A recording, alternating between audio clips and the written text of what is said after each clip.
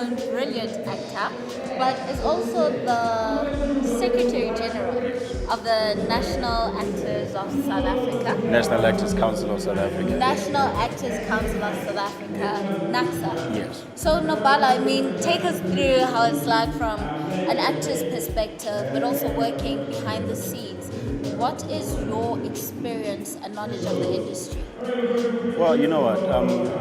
From an honest view, is that there's a lot that still needs to happen in our industry. There's been a lot of talks with regards to policy, which is another thing that collectively as artists and even our veteran actors, we've been meeting quite a lot to try and formulate policies that actually give government a mandate. Because of now, we're having a lot of challenges when we, especially young black producers who want to come up and do their own shows and so forth, things of understanding copyright, IP, all of the above. So, we are seeing a trend where there's no growth when it comes to young emerging black producers, young black actors. So clearly then there's something flawed within the system. So we're trying to work collectively, with the broadcasters to say that we need to tweak some things in the contracts, that make it more favorable, to the artists, to the performers, to the ones that are also not so privileged. When it comes to opportunities, not everybody's got access to funding, not everybody's got access to, to cameras, equipment and so forth. But there's a lot of stories that we tell every single year, South African stories, but who's telling them? It's not our own people, because they don't have the capacity to do it. So we're trying to create a more balanced, platform where every player can play the way that they want to play. But we're really, really fighting for emerging black producers, actors, directors, and writers also. And I mean, if you could take us through the importance of that. Stories have been told, black stories are often played on television, we see it all the time. But what would bring about the difference in terms of a story that is told by a black person, a young black person? I think the thing about we know our culture so well, right? That and no offense to anyone who's not black, but if you are white, you won't really understand, the little textures about how we make certain jokes and so forth. So we've been having a challenge where a lot of our soaps are even the head writers are white. Yeah. And that's why then we sometimes feel offended. We're like, but as black people would never do that. So we're now trying to kill that whole thing of misinterpretation or misrepresentation of our cultures. So we can only do that. And because remember, the power of media is that we teach the society how to think. We channel it in a certain way. So we're trying to say that we also want to speak about the positive stories of blacks. We're not only rapists and gangsters and all of that. We don't see a lot of that. When you watch a lot of programs right now, the only thing that black people we do, we kill one another, we making babies. When are we going to start saying that you've seen, architects, how a black architect emerged from Taba, Kai, Yes. you know what I mean, from the township, from the village. So we're trying to now, we want to reverse it. Take the stories from the village, give them those opportunities. And as I'm saying, it's still conversations we're having with government. They're also still very, very open, which we do appreciate. But it's going to take a while, and we are patient. But the change must come, right? So that today we can then have productions happening in the small towns where they've got studios there. So that because everybody is fluctuating, all coming to Joburg. I'm not from Joburg, but this is the Big Apple. So that we don't then have an influx of individuals who are trying to make it and they become frustrated. Others end up doing drugs. Others, we don't even know where they end up. So we're trying to strike a balance. But like I say, it's through a lot of conversations with government, the private sector, and so forth. And through that, we will get there. So, speak a lot around government and as well as from your side.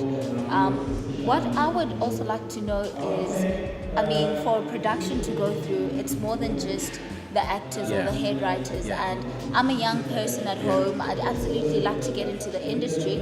However, what I'm exposed to from the access of information that I have, or what is then brought to me, is that I could either be an actor, or I could write the story, or I could be the producer. But there's so much more that tells the story. And for me, I'd also like to get to know from you the importance of then educating society around what exactly it is that informs a production, you know, what it takes to have the end product, because it's not just you as the actors alone, True. it's not just the writers. Yeah. It's a lot of work, you know. I mean, it will start from the writer who has a vision, who has a dream to write a story. Yeah.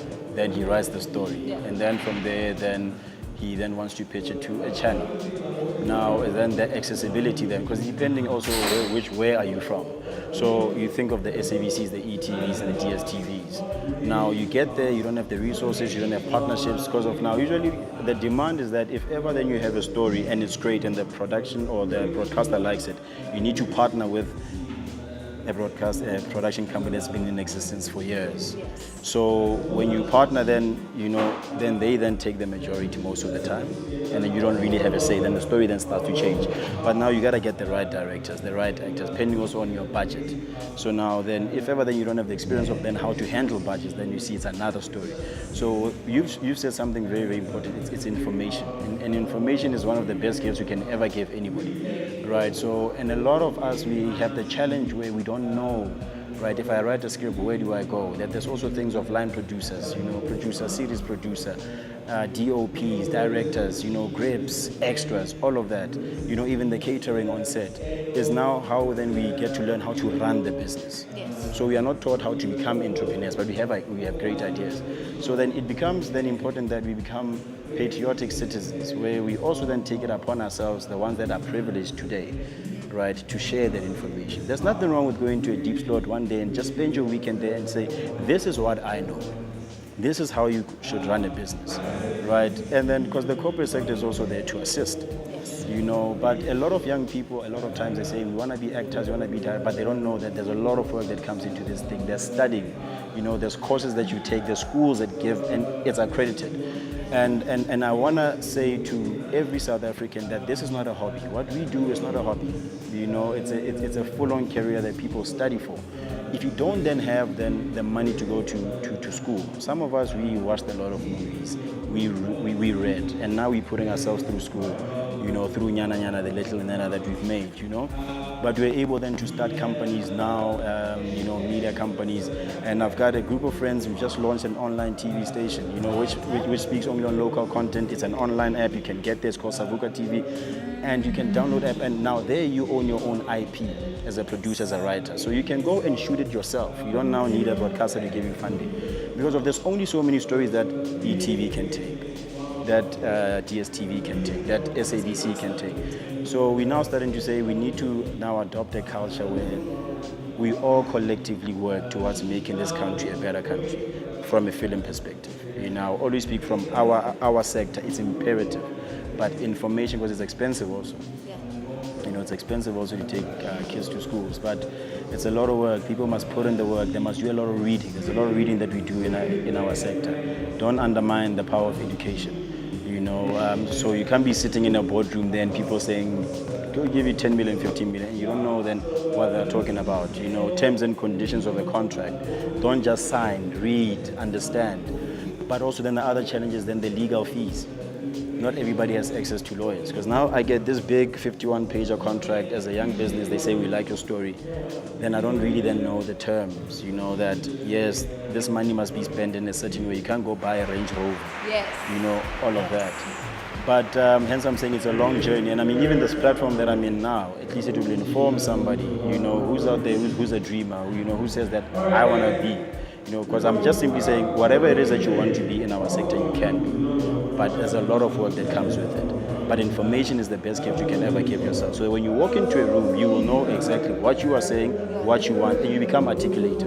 And don't be shy to speak in your own African languages. Don't be shy. Yeah. Well, thank you then so much, Secretary General of the National Actors Council of South Africa. Thank you very much.